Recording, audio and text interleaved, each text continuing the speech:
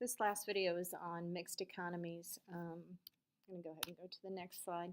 Um, what we've been talking about the whole entire time are free market economies versus centrally planned or command economies.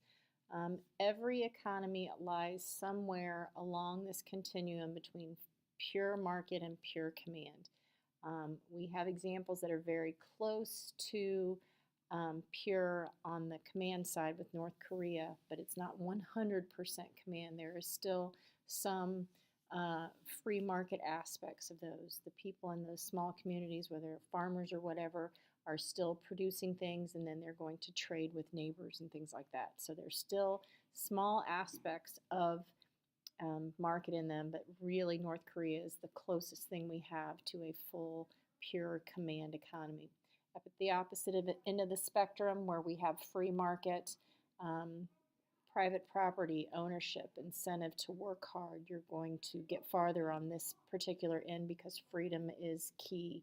We've got Hong Kong and Singapore at that end.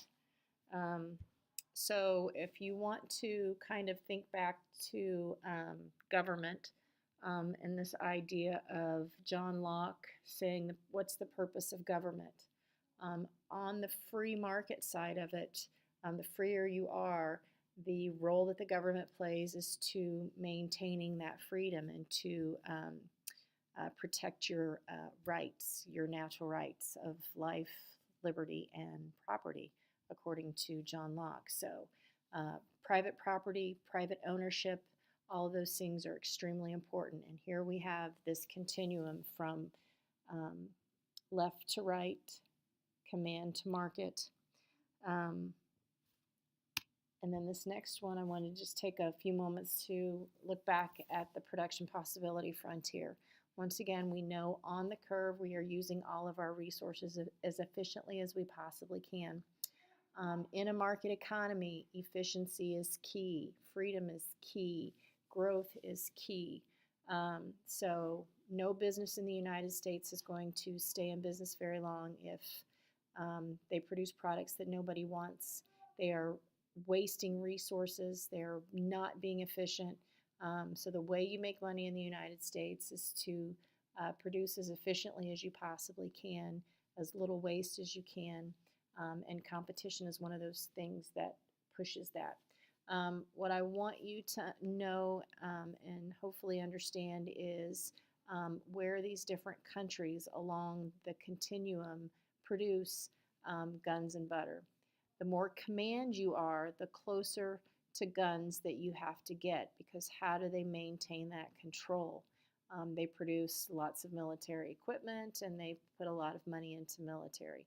So the freer the society is, the farther away from that they get. But don't think that free countries operate down here, because we have military even in the United States, and the purpose of the police and the purpose of the military is to maintain that freedom.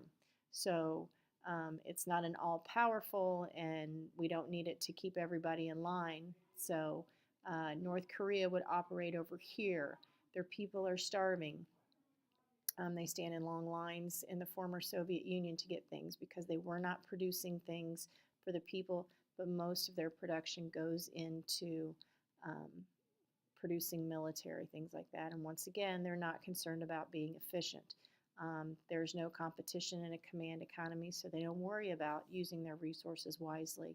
From the China video, even though China has moved closer towards a market, they are still on the command end, and one of the things that they are concerned about is providing jobs for everyone, regardless of the fact that they're wasting precious, valuable human and natural and capital resources to say that we have growth or we have productivity. It doesn't really mean anything if everything you produce isn't being used, or actually nothing they produce in those ghost towns is being produced. So hopefully you understand this. If you have any questions, let me know.